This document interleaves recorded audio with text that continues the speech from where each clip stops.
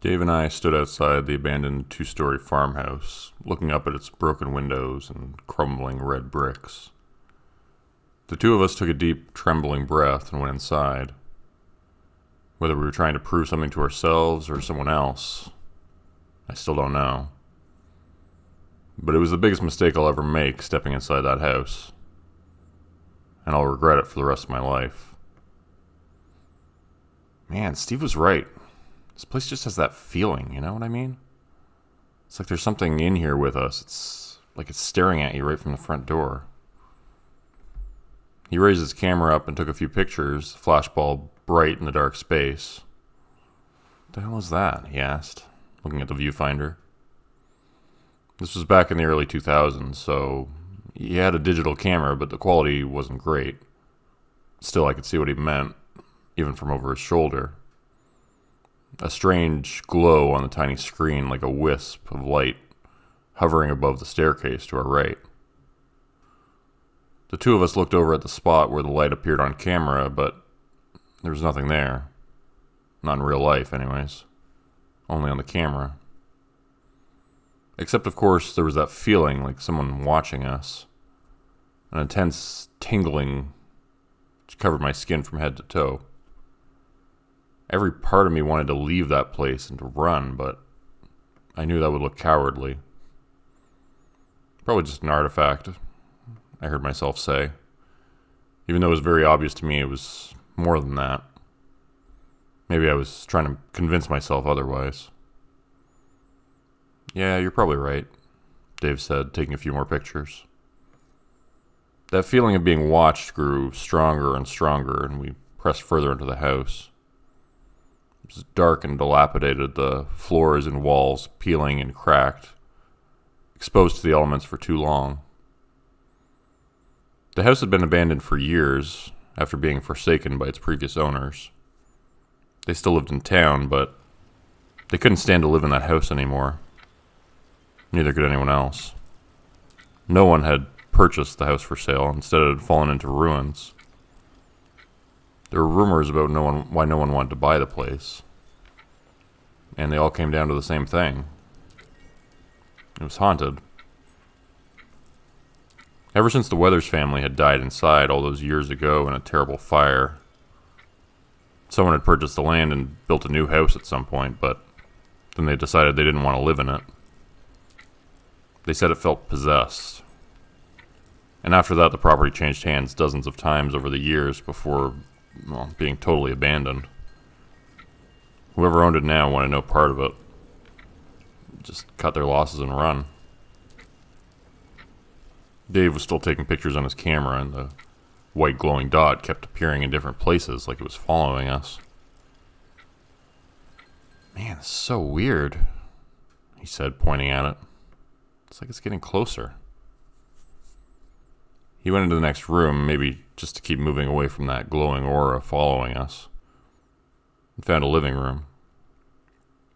There was a battered couch at one end of the small space, and newspapers were littered all over it, as if someone had been reading it before getting into an argument with the sports section. Huh. Dave made a sound like something was simultaneously surprising him and scaring him a little bit. What? I asked, trying to get a glimpse of the small viewfinder.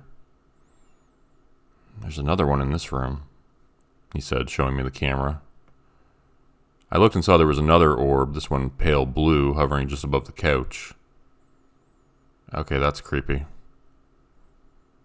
Yeah, he agreed. And then the orb leapt towards us, stopping about a foot away. You want to get out of here?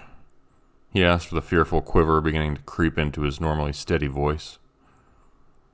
I nodded my head and looked as he repositioned the camera, pointing it towards the first orb behind us.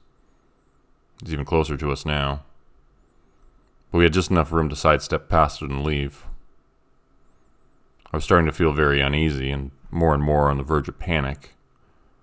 There was a weird sensation being in that room that's hard to describe, like an overwhelming weight of doom and dread, sadness and guilt, fear and hate and all the bad feelings in the world rolled up into a ball and jammed down my throat.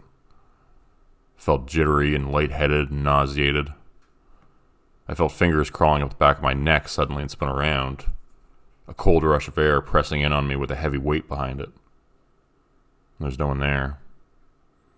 Yet for an instant I could see a flash of something dead and rotting, a face pockmarked with holes and open sores from which millipedes crawled and worms probed with curious blind visages.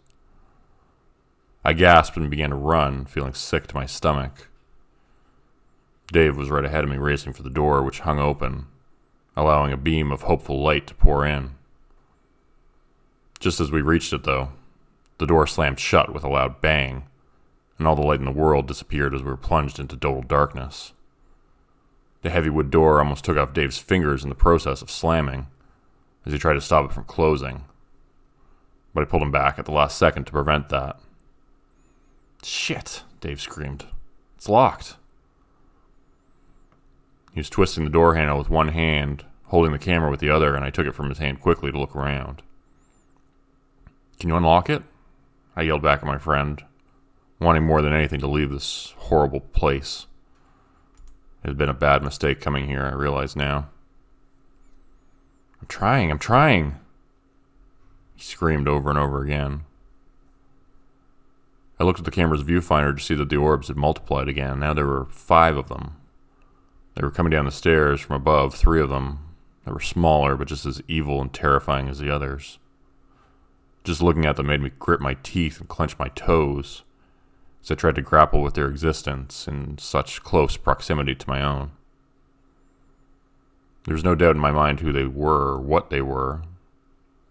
Ghosts. The Weathers family who died all those years ago in a fire and were jealous of anyone else who stepped inside their home. As if to confirm this, I had another one of those flashes, a subliminal message speed blip, an abhorrent frame in the existence we call reality, which showed a mother and her 2 daughters coming down the stairs with rageful faces, teeth bared like dogs about to fight, their skin peeled and melting, charred and black in places from an intense inferno which they could never escape, even in death. I would have begun to scream at that point because as Dave turned around and looked at the viewfinder and did the same thing. They were practically on top of us now, rising up above us and emitting a buzzing electrical sound which filled me with dread and made the fillings rattle in my molars, like chewing gum with aluminum foil, like gargling battery acid, like dancing in a grave filled with vipers while your mother watches laughing and clapping from above. It was all wrong, is what I'm trying to say. It all felt horribly, terribly, awfully, indescribably wrong just standing there, and there was no other way to run except past them up the stairs and away from them, but deeper into their unholy territory. We got to the 2nd floor, and I don't remember much of what happened after that. All I can recall is racing up the stairs and crashing through a door into a child's bedroom, decorated with darkness and horrible gap-toothed clown wallpaper with bubbling, water-damaged edges. I remember racing towards a window with Dave just in front of me. He crashed through the glass first, and that must have been when he cut himself. I went through second, sustaining only a few gashes. Breakaway glass only exists in the movies, I found out that day. The real stuff's not to be toyed with. We landed hard on the grass outside, and I lost consciousness a second later. I only had that brief moment to look over and see Dave's bloody throat, a shard of broken window protruding from it. When I woke up, I was in the hospital. Teens like us had been smoking weed outside the Book Road house for years, and luckily somebody had happened upon the scene. They tried to save my friend's life, but he was pretty much dead by the time we got to the hospital. Blood loss from a gash to his carotid artery was the cause of death. I tried to tell people what had happened, but of course nobody believed me. And Dave's camera was toast, completely destroyed during the fall. So it's up to me to prove what happened, to put a stop for this once and for all. Tonight I'm going back in, armed with recording equipment and a few other items. A big tank of gasoline and a lighter. Not to mention a sledgehammer in case that door decides to give me trouble again. Those ghosts are going to pay for what they did to my friend.